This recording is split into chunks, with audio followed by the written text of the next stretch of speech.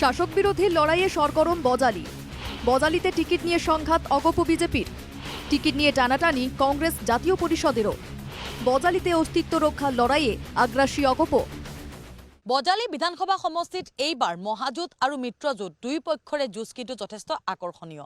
মহাজোঁটত লুৰিণজ্যোতি গগৈয়ে এই বজালি আসনটো লাভ কৰা বুলি নিশ্চিতি দিছে, কিন্তু সমান্তৰালকৈ কংগ্ৰেছে ইয়াৰ মুকলি বিৰোধিতা কৰিছে।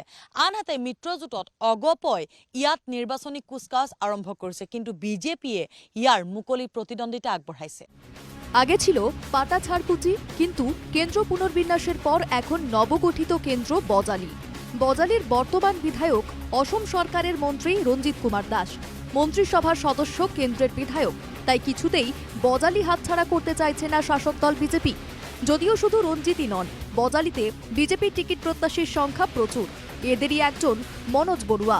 বজালিতে বিজেপির জয়ের সম্ভাবনা প্ৰচুৰ, আর তাই আত্মবিশ্বাসী মনোজ। বৰ্তমানৰ যি বজালি বিধানসভা সমষ্টি বা পূৰ্বৰ পাটাছাৰকুছি বিধানসভা সমষ্টি, এই সমষ্টিত ভাৰতীয় জনতা পাৰ্টীৰ যিটো ভিত্তি, এই ভিত্তি যথেষ্ট শক্তিশালী। ইয়াত দুখনকৈ পৌৰসভা আছে। দুয়োখন পৌৰসভা ভাৰতীয় জনতা পাৰ্টীৰ দখলত আছে। জিলা পৰিষদৰ সদস্য সংখ্যা 4টা, 4টাৰ ভিতৰত আমাৰ ভাৰতীয় জনতা পাৰ্টীৰ 2টা আছে। পঞ্চায়ত 20খন পঞ্চায়তৰ প্ৰায় 16খন পঞ্চায়তে আমাৰ দখলত আছে। গতিকে এনেধৰণৰ এটা সাংগঠনিক ভিত্তি আছে। অন্যতম শরিক দল, তাই বজালিতে নিজেদের প্রচার অভিযান চালিয়ে যাচ্ছে অগপ। বরপেটার সাংসদ ফণীভূষণ চৌধুরীও চাইছেন বজালি অগপর দখলেই থাকুক। বজালিতে অগপর অন্যতম টিকিট প্রত্যাশী ডক্টর রঞ্জিত ডেকাও আশাবাদী। আৰু পূৰ্বতে ইয়াত অসম গণ পৰিষদৰ ভেটি আছিলে, যে যোৱা বছৰ আমি নিৰ্বাচন খেলা কথা আছিল অগপই, অৰ্থাৎ ৰঞ্জিত ডেকাই। কিন্তু নিৰ্বাচন খেলিলে ভাৰতীয় জনতা পাৰ্টীৰ সন্মানীয় সভাপতি মহোদয়ে।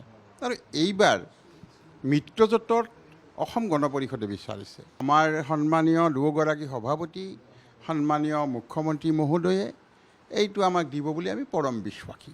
শুধু রঞ্জিতই নন, বর্ষিয়ান অগপ নেতা ধর্মেশ্বর রায়ও বজালিতে দলের জয় নিয়ে নিশ্চিত।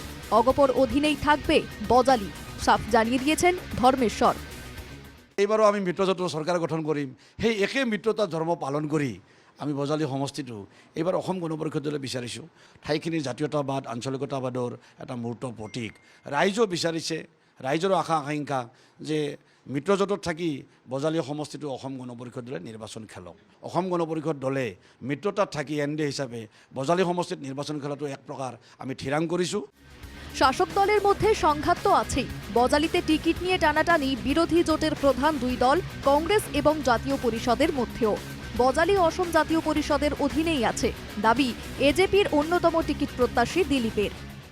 সাংগঠনিক ভেটি শক্তিশালী বুলি দাবী সকলোৱে কৰিব, কিন্তু আমি নিশ্চিতভাৱে ক'ব পাৰোঁ যে এইবাৰ বজালিত যিহেতু জাতীয়তাবাদৰ এটা অঞ্চল বজালি, আৰু বজালিত জাতীয়তাবাদৰ ভেটি থকা সমষ্টি হিচাপে অসম জাতীয় পৰিষদে ইতিমধ্যে এটা মজবুত স্থিতিত উপনীত হৈছেহি।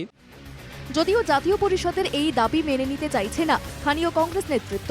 কংগ্রেসের অন্যতম টিকিট প্রত্যাশী দীপ বায়নের মতে বজালিতে কংগ্রেসের ভিত অত্যন্ত মজবুত। কংগ্রেসের প্রার্থী হলেই বজালিতে জয় নিশ্চিত। সাংগঠনিকভাৱে বজালি সমষ্টিটো এই যিটো ভেটি, কংগ্ৰেছৰ ভেটি যথেষ্ট সুদৃঢ়। আমাৰ 223টা যি BLA আছে, আমাৰ BLA 223টা আমাৰ একদম কামে কাজে লাগি আছে।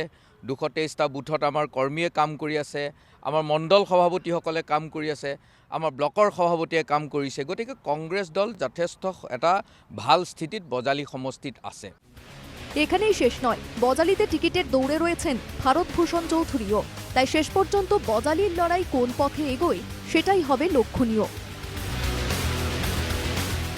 Bureau report, NKTV Bangla.